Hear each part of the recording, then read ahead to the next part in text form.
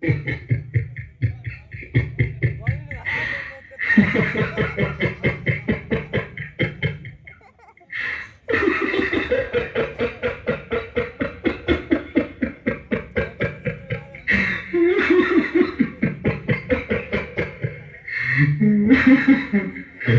गए मेरी मौत का तमाशा देखने।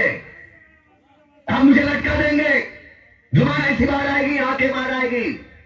थोड़ी देर लटकता रहूंगा, फिर ये मेरा भाई मुझे नीचे उतारेगा, फिर आप चाचा करते घर चले जाओगे, खाना खाओगे, सो जाओगे।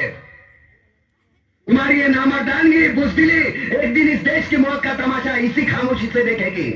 कुछ नहीं कहना मुझे तुम्हें, कुछ नहीं। तुम्हारी जिंदगी में कोई फर्क पड़ने वाला नहीं। अंधेरे में रहने की आदत पड़ी है तुमको, गुलामी करने की आदत पड़ी है।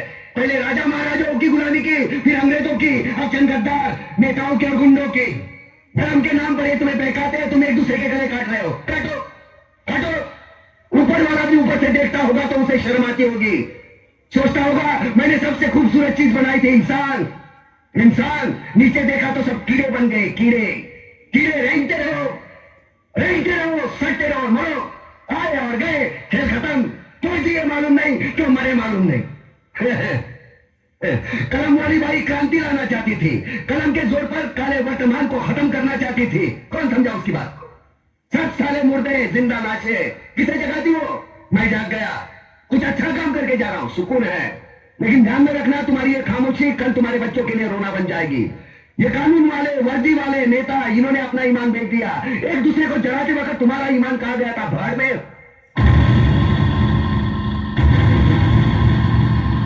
ये टिस्सू जैसा हमारा पड़ोसी मुल्क आने वाले कल में शायद अपने आप को दुनिया के नक्शे पर देख नहीं पाएगा। एक बात भूल रहा है, उनके घर में जो रोटी बनती है ना, उसका आटा भी विदेशी चक्की से पीस के आता है। साले अपने खुद के देश में सुई नहीं बना सकते और हमारे देश को तोड़ने का सपना देखते हैं। वो ये सपना देख सकते हैं क्योंकि उन्हें मालूम है ये मुर्दों का देश है। वतन के लिए किसी को कोई हमदर्दी नहीं है। इसे तोड़ना बिल्कुल आसान है। मैं हिंदू, मैं मुसलमान, मैं सिख, मैं फलाना, मैं ढिमका। एक लाठी को तो कोई भी तोड़ सकता है, लेकिन लाठी के भारे को तोड़ना मुश्किल है। मैंने बचपन में पढ़ा था, स्कूल में, तीसरी में। मैं क्यों समझा रहा हूं तुमको, क्यों समझा रहा हूं? पागल हूं मैं, दूसरा भरा पड़ा है मेरे दिमाग में। क्यों बातें कर रहा हूं इन पत्थरों से? हंसो हंसो, खुशियां मनाओ। क्रांति की राह पर एक और कुत्ते की मौत मरने जा रहा है, कल कोई और मरेगा, हमें क्या? हम इसी तरह जीते रहेंगे, है ना? जियो भाई जियो, जैसे चाहिए वैसे जियो। मैं हिजड़े की जिंदगी जीना नहीं चाहता। एक अच्छा चल,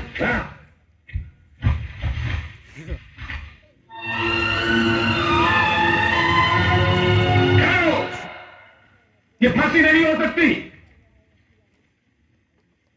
उन देशद्रोहियों के खिलाफ जो सरकार को सबूत मिले हैं, उसे साबित होता है कि प्रताप ने उनको मारकर देश का उद्धार किया है। इसलिए भारत के राष्ट्रपति ने उसकी सजा माफ कर दी। ये है उसके कागजात।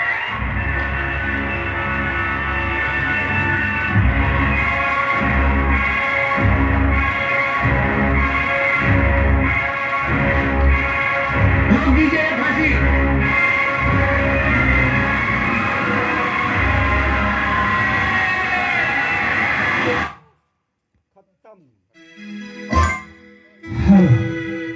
अभी आप देख रहे थे